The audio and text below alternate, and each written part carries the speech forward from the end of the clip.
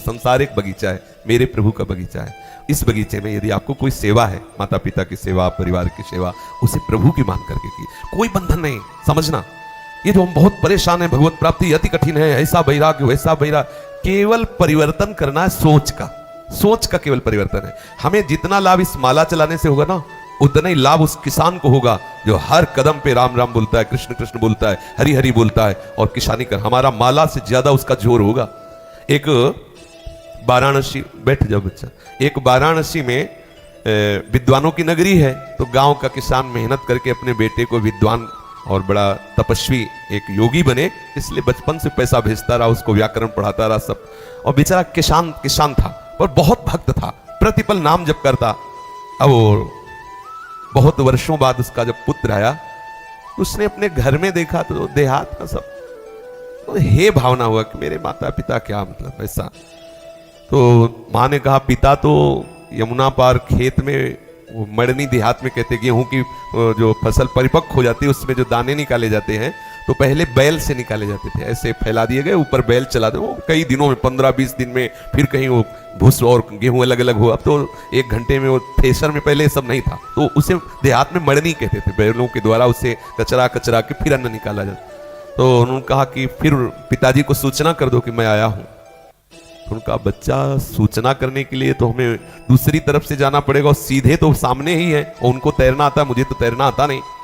तो या तो तुम बोले, नहीं मैं क्यों जाऊं, आप चली जाओ, लेकिन मैं योग सिद्धि जानता हूं। और उन्होंने मंत्र पढ़ करके राख दिया कि आप डालना, आपको मार्ग मिल जाएगा। और ब्रह्मचर्य, तपस्या, व्याकरण सब पढ़ लिख के ऐसा किया। गई तो उन्होंने कहा कि पुत्र आया हो, तो बड़े आनंदित हुए। तो कैसे आई, तो उनका उसने राख पढ़ के दी थी। अब जाऊं कैसे, तो भूस दे दिया, आपका राम राम राम राम, ले इसको डाल दे। तो जब आई तो भूस डाल के आई, तो वैसे ही हुआ। अब जब आई तो लड़के से कहा कि पिताजी आ रहे हैं।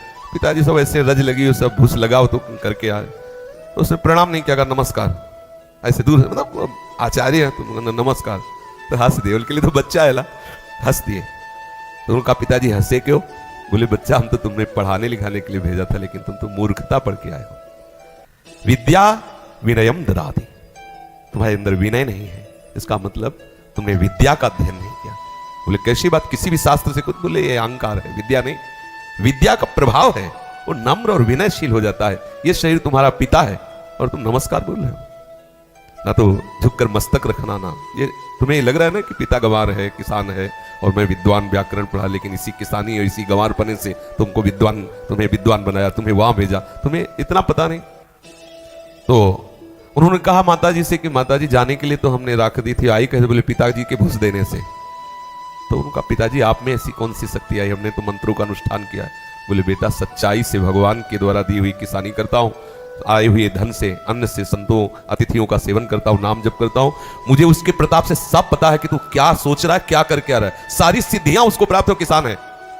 श्री रैदास जी महाराज माला लेके कभी नहीं बैठते थे, वो अपने कार्य में रहते थे। उनके चरित्र को पढ़ लो, बड़े बड़े सिद्धों के भी दिमाग ठंडे कर दिए अपनी सेवा पद्धति से, अपनी सेवा। तो जिसको जो सेवा है, वो एक गृहस्थी की अपनी सेवा करता, वो भजन करे। सच्ची मानना, भगवत प्राप्ति कोई दुर्लभ बात नहीं है, प्रभु हमारे हैं, वो मिलने के लिए तैयार हैं। बस आपको 2 बात समझनी, पहली बात मैं प्रभु का हूं, और दूसरी बात जो भी कर रहा हूं प्रभु के लिए कर रहा हूं। इतने से आपको भगवत प्राप्ति हो जाएगी। जो आप कर रहे हो, जहां हो, जैसे हो, हम मुझसे नहीं कह रहे, इतने से ही हो जाएगी। पर इतनी बात आने के लिए सत्संग की आवश्यकता है, साधु समागम की आवश्यकता है, तब आपका अंदर जो भाव है दृढ़। भगवत प्राप्ति कोई कठिन नहीं, पहले दिमाग से हटा दो कि भगवत प्राप्ति बहुत कठिन है। कठिन वो होती है जो हमारा ना हो। प्रभु हमारे हैं, प्रभु हमारे, मेरे हैं, मेरे और प्रभु के बीच में बिल्कुल अंतर आए नहीं। सच्ची मानिए, जैसे तुम्हारा बेटा, तुम क्या अंतर आए है, तुम्हारा रक्त, तुम्हारा शरीर का जो अपनापन पूरा, वो सब इसके ऊपर आ गया है। ऐसे प्रभु हमें प्यार करते हैं, हमारे अंदर भागवतिक शक्ति, क्योंकि हम प्रभु के अंश हैं, प्रभु के बच्चे हैं। अगर हम प्रभु से मिलना चाहे तो हमारे लिए कोई दुर्लभ नहीं, बस ये मिलन की चाह